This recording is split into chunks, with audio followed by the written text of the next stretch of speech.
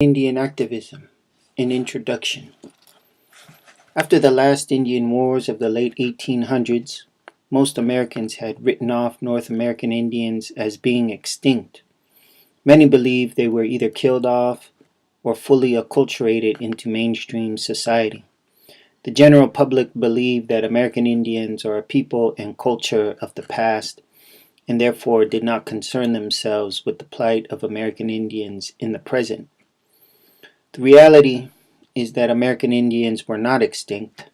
Yes, many were acculturating into mainstream America, while others were still fighting to protect their reservation lands and their rights to continue their culture and traditions.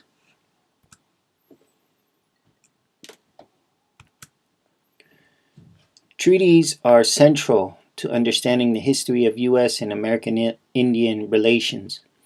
As evidenced in the early weeks of this course, the U.S. military forced American Indians across North America to sign treaties that gave up most of their land, thousands and sometimes millions of acres per American Indian nation.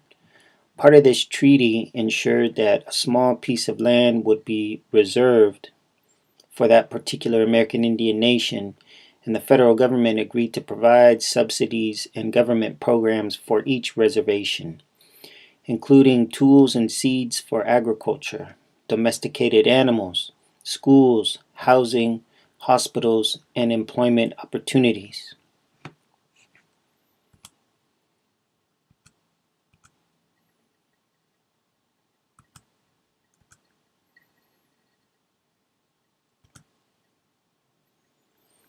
After World War II, the federal government initiated the termination policy that would dissolve all Indian treaties and cut off their responsibilities with American Indian nations.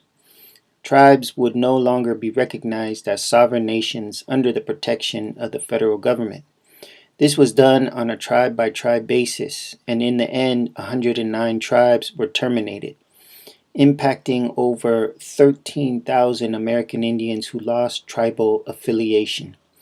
This meant that whole tribes were disbanded, losing what land they had left, along with any fishing and hunting rights. It also meant the loss of federally funded health and education programs.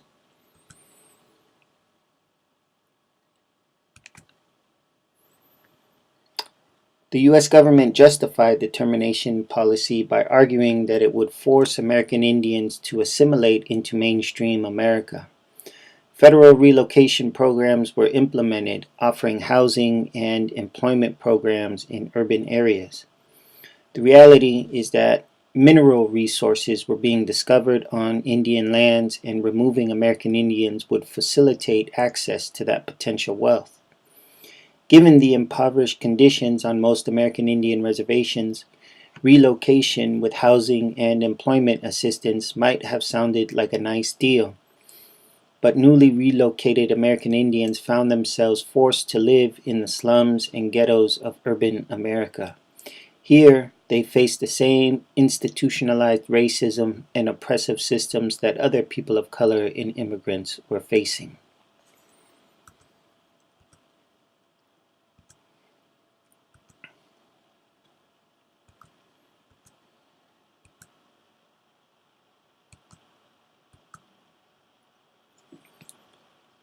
Central to understanding American Indian civil rights are two key concepts: sovereignty and self-determination.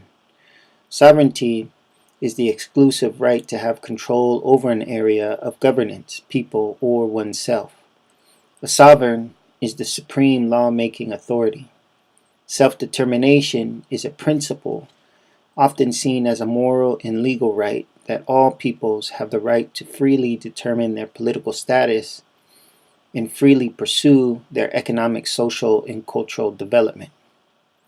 For American Indians, sovereignty and self-determination meant ending the termination policy, respecting and living up to treaty agreements set by Indian nations and the U.S. government, retaining reservation land base, and the right for American Indians to resurface and continue practicing their culture and traditions.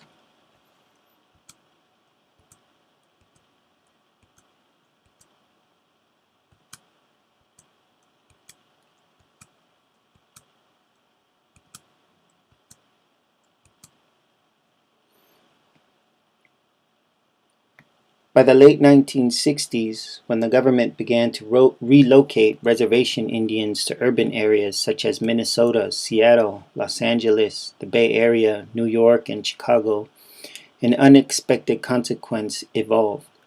Urban Indians from all different tribes and nations began to gather, and an intertribal point of view and concern developed. In addition, more and more American Indians began to attend universities and colleges across the nation. As a result, numerous American Indian newspapers and journals were established. Native American history and culture became a topic of serious study, and students and community members began constructing and developing American Indian Studies centers and community colleges. These urban Indians, as individuals and organizations, returned to their reservations and brought their new experiences and skills. They worked closely with their reservation elders, most of whom were traditionals, elders who maintained their native culture and traditions, often at the expense of being disdained and ostracized by progressive or acculturated American Indians, and began to organize and struggle for tribal sovereignty and self-determination.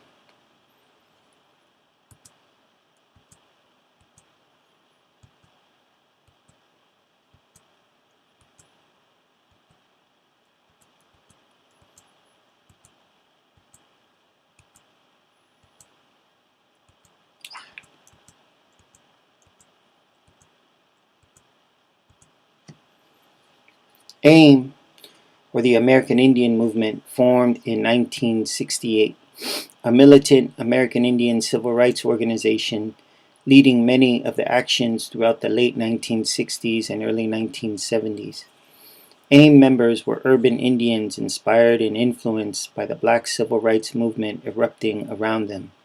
They loosely modeled their organization after the Black Panthers for self-defense and began participating and leading a series of publicized actions that grabbed national attention, creating a media stir and capturing the public's imagination. AIM redefined U.S.-Indian relations and put front and center the issues of sovereignty and self-determination. They also played a pivotal role in resurfacing American Indian pride by revitalizing Indian culture and traditional practices. One of the most notable actions was the occupation of Alcatraz. This occupation was an intertribal attempt to turn the island into an American Indian cultural, educational, and spiritual center. The occupiers galvanized American Indian activists from all over the country and utilized media coverage and Hollywood stars to draw attention to the cause. The occupation symbolized the strength and organizational level of pan-Indian activism.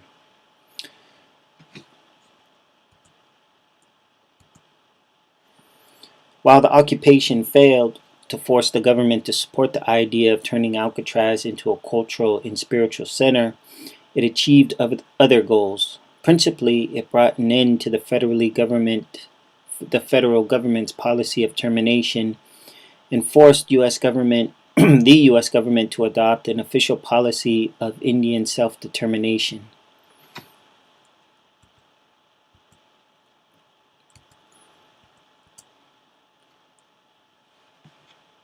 For example, from 1970 to 1971, Congress passed 52 legislative proposals on behalf of American Indians to support tribal self-rule. The BIA budget by 225% doubled funds for Indian health care and established the Office of Indian Water Rights. Scholarship funds were increased by $148,000 for college students. Government provided more funds for economic development, drug and alcohol recovery programs, and expanded housing, health care, and other programs for American Indians.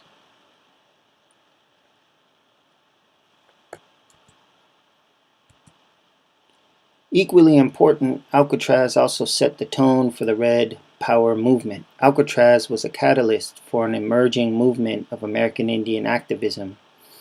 It sparked other various occupations across the country to draw attention to American Indian historical and contemporary grievances. During the 1970s, 72 takeovers and related actions were either planned at Alcatraz or participants were at Alcatraz. For example, the Trail of Broken Treaties. On the eve of the 1972 presidential elections, American Indians broke into and took over the BIA office, causing a media embarrassment for the Nixon administration. And shortly following was the occupation at Wounded Knee 2 on the Pine Ridge Reservation in South Dakota. This was a 2.5-month siege that involved a shootout between American Indian activists, traditional Sioux, and federal agents.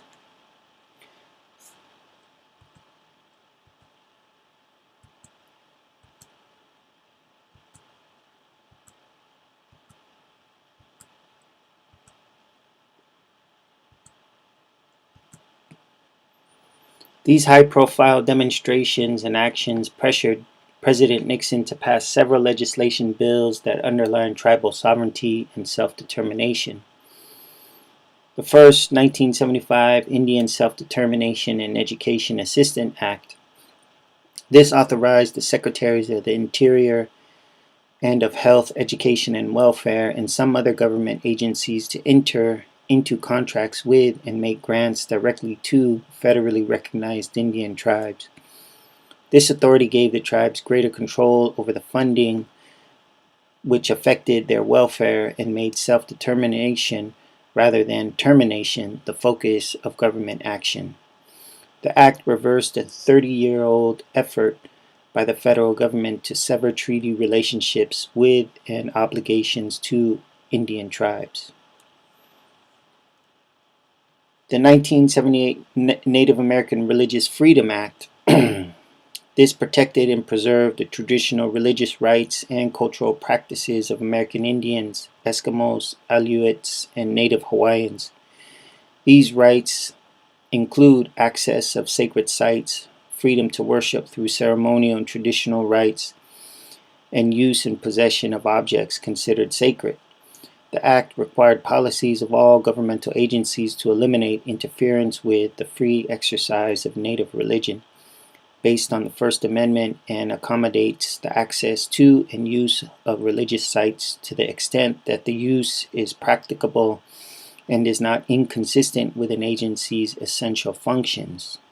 It also acknowledged the prior violation of that right. In addition, it increased funds for housing and health care, including drug and alcohol programs, increased funds for education, K through 12, and college.